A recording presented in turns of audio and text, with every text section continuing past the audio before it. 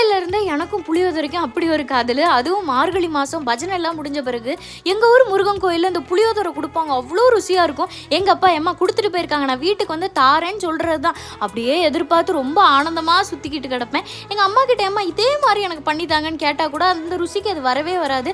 அது என்னமோ ஒரு கைப்பக்குவம் கோயில் புளியோதரையில் மட்டும் ஸ்பெஷலாக இருக்க தான் செய்யுது. எனக்கு அதே ஞாபகமாக இருந்ததுனால சரி நம்மளும் அதே மாதிரி பண்ணுவோன்னு நினச்சேன்.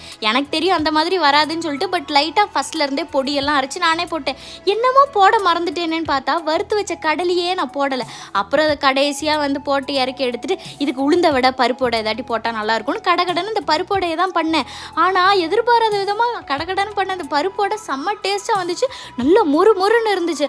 ஆனால் இந்த புளியோதரை தான் நானும் எடுத்து ஒன்று ஒன்றா உள்ளே போடுறேன். அது கலரே வரல, ஒரு மாதிரி வெள்ளையாகவே இருந்துச்சு. ஏன்னே தெரியல. ஆனால் வந்து புளியோதரை மாதிரி இல்லாட்டினா கூட ஏதோ ஒரு சோறு மாதிரி இருந்துச்சு. சைட் டிஷ் மட்டும் ஏகப்பட்டதை வச்சு நல்லா சாப்பிட்டு முடிச்சு.